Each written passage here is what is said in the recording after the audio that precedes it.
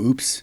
I got a chance to hit a local lake with Parker Wright this past week. If you haven't gone out and tried to use forward-facing sonar yet, then you are not qualified to berate those that are good at using it. First of all, major prop to the driver of this semi-truck. If you're familiar with the streets of Newport Beach, well, get those life vests zipped and clipped, strap down those rods, and stow away those tackle bags because we are going fishing. Hello, everybody. Welcome back to the Bass Wranglers podcast. I'm your host, Keith Nicewanger, and I hope this episode finds you with 5 for 25 stored in your Bubba Pro Series Smart Fish Scale, integrated seamlessly with Major League Fishing Score Tracker.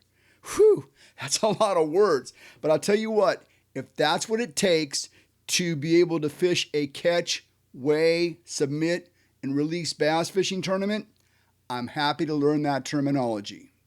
Bubba Pro Series Smart Fish Scale integrated seamlessly with Major League Fishing's Score Tracker.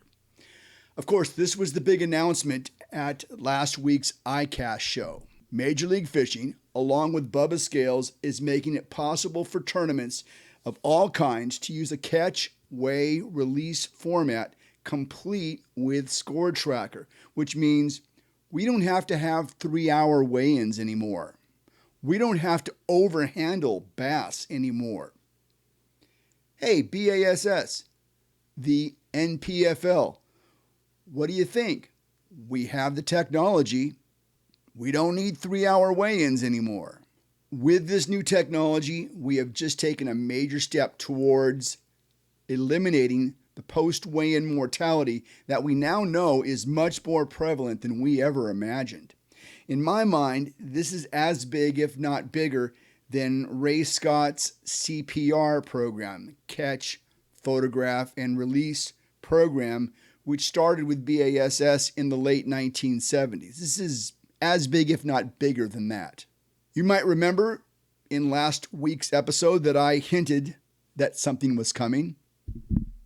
Speaking of catch, weigh, record, and release, Major League Fishing, along with Bubba Scales, have a major announcement this week at iCast. Look for something really exciting coming out on July 16th. I think I know what it is. I don't want to spoil the surprise. I know Major League Fishing is working with, like the Bubba Scales. We're working on technologies that would allow you to adapt and use a catch, weigh, and immediate release format. Oops. Copper State Tackle is the official wardrobe partner of the Bass Wranglers podcast. Today, I am wearing the Copper State Striker Guardian sun shirt. It comes complete with a built-in face mask. I'm not going to put it on, although some of you might want me to, but it comes complete with a built-in face mask, and it is a very comfortable fishing shirt. Summer months, lots of sun. Got to keep the sun off our skin. Great shirt.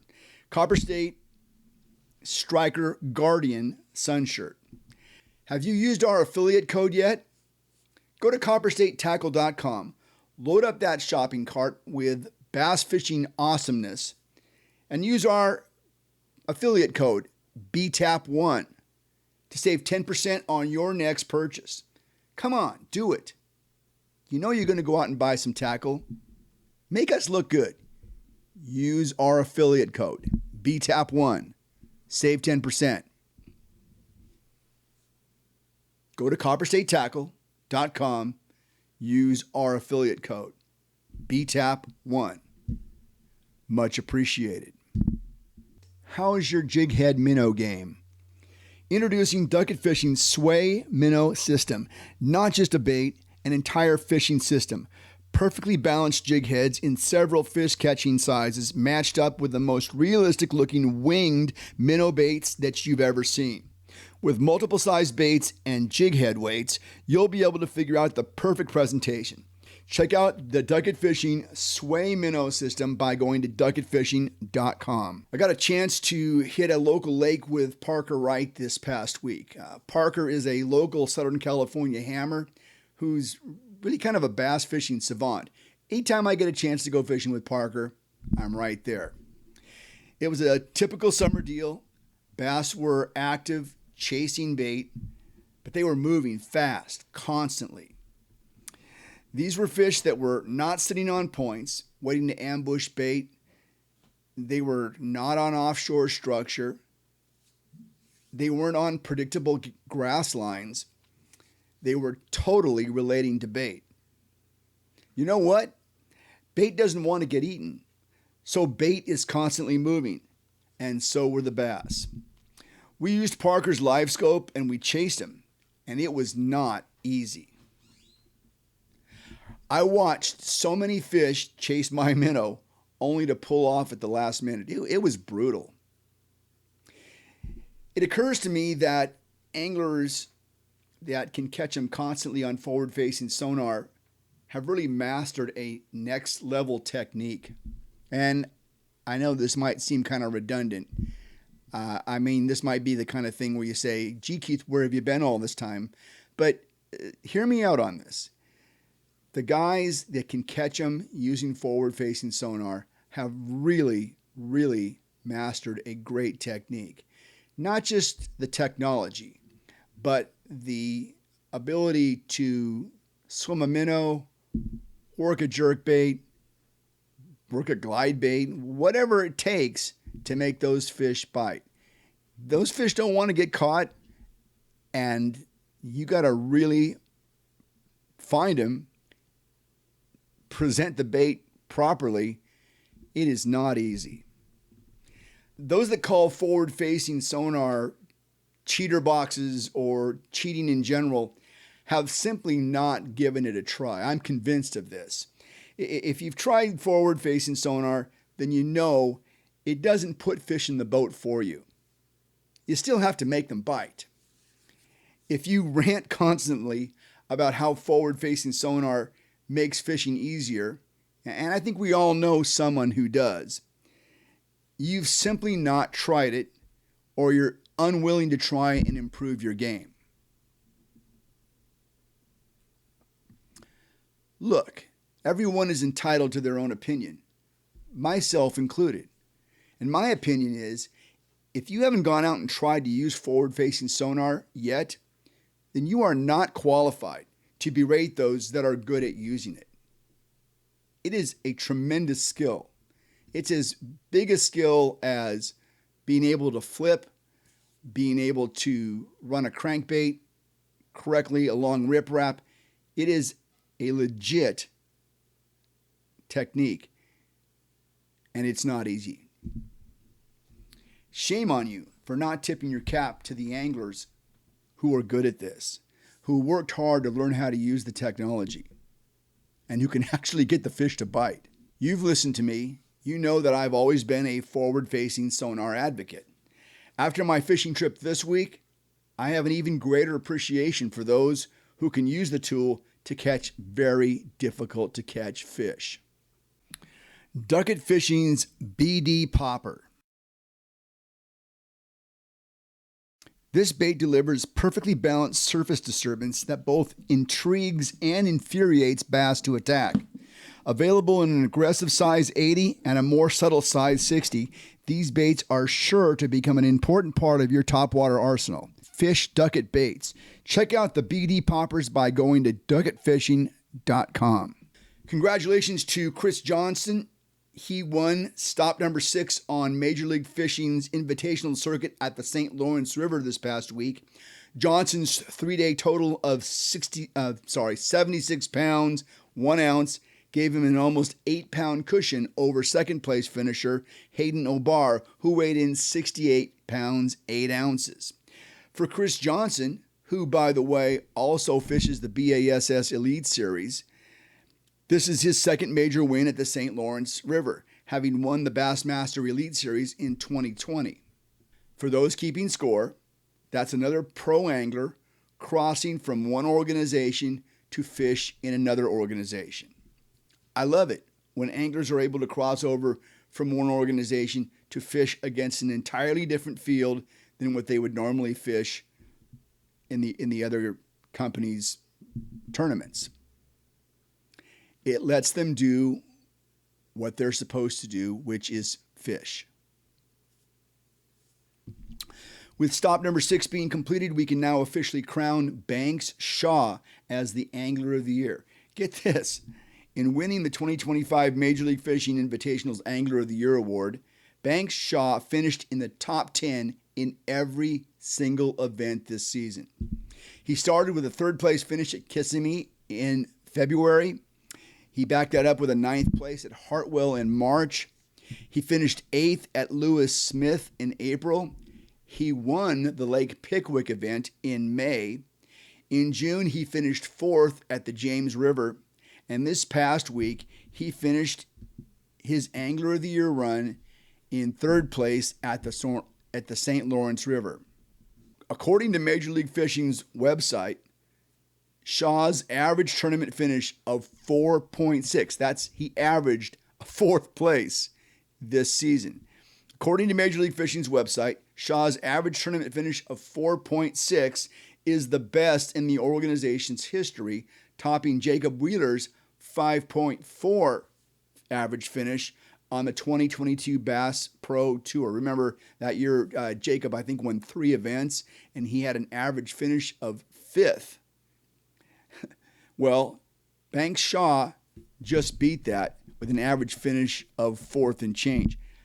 Pretty amazing stuff right there. Speaking of Shaw, another Shaw Grigsby, announced that he is retiring from professional fishing tournaments. Grigsby, who has been a professional bass tournament angler for 41 years, finished 16th this week at the St. Lawrence River. Great way to finish. Grigsby was inducted into the Bass Fishing Hall of Fame in 2017. A great career for a great angler, but more importantly, for a great human being. There's nobody better than Shaw Grigsby. Caymas Boats, from the mind of Earl Bentz. Excellence, tradition, and service, all part of the Caymas advantage. On the water, perfection. This is your next boat. Build your next boat at caymasboats.com. On Friday of last week, West Coast Marine Service, located in Costa Mesa, California, received an order of Caymas Bass Boats. I was on hand to watch the boats being offloaded, and I thought it would be interesting to kind of share that experience. I don't know if you've ever seen how boats are offloaded from a trailer. Maybe you have, but I thought it was pretty cool. First of all, major prop to the driver of this semi-truck. If you're familiar with the streets of Newport Beach, they are narrow and there is lots of traffic, and driving a semi-tractor trailer with 4 bass boats through the streets of Newport Beach, I just got to say, that would not be something that I would look forward to doing. Yeah, those are a lot of yachts surrounding this, hundreds of thousands of dollars worth of boats being worked on in this shipyard as they back the bass boats down to the offloader. Once it was centered under the offloader, the workers there, the crew, used really heavy straps to secure the boat and trailer. They went under the boards of the trailer to make sure that they had a good lift, and then they had to make sure that the straps were secured. And then came the very slow process of offloading. You might, as you watch this, you might notice that they're not rushing this very much. It's a very time-consuming, careful process. And by the way, we're only going to look at one boat being offloaded. We're not going to look at all 4 of them being offloaded. But I thought it was pretty interesting to see the way this crew works together. They've obviously got a lot of experience and have done this kind of thing before. But that is a $100,000 bass boat, $100,000 Caymas bass boat that is, about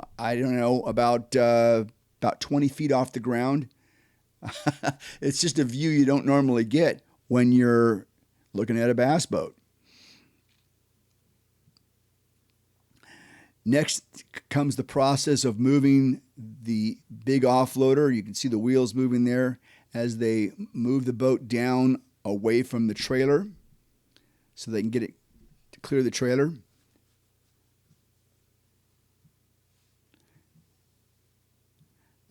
Again, I'm just so impressed with how this was done and how careful everybody was. You can see the driver there. He's taking down. He's getting the straps off so that the next boat can be offloaded. Just a constant busyness about the whole process.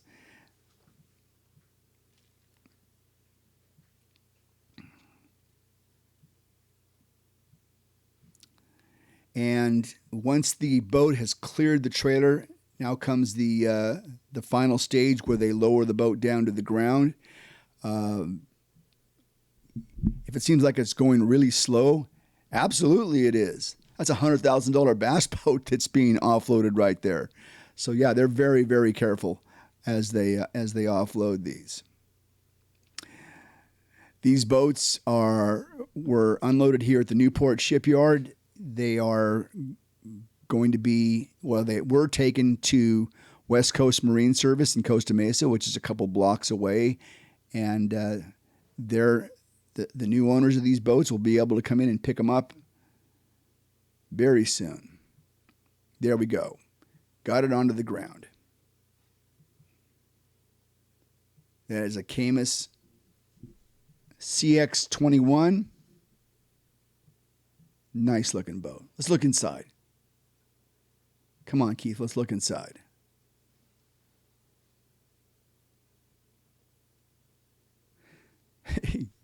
Yeah, chalk those tires because that thing will roll and you don't want it going into the ocean. There we go.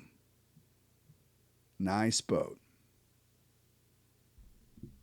That's something that you don't see very often. Maybe you've seen this before, maybe you haven't, but it's an interesting process. I thought you might find it interesting. I know I did. Maybe you're in the market for a boat, or maybe you will someday. I invite you to ask me anything about boat purchasing. I've got some insight and I'd be very happy to share what I know about the purchasing of a boat. If you are interested in how you get financing for these kinds of things, I welcome your questions or your comments down below. As your Caymas rep in the West, I want to be as completely transparent with you as I can be. I sound like a politician now. This word transparency is being used a lot lately. But seriously, if you have a question about financing or anything that surrounds buying a boat, please feel free to reach out. I would love to be able to help you out, answer your question for you. Just leave your question down below here. Or you can direct message me on Instagram at Bass 2 Anglers Podcast. At Bass 2 Anglers Podcast. I'm Keith Neiswanger. This is the Bass 2 Anglers Podcast. Please remember to like and subscribe. If you'd like to reach us, please send us a direct message on Instagram at Bass Tour Anglers Podcast. Take care. Be safe. We'll talk to you next time.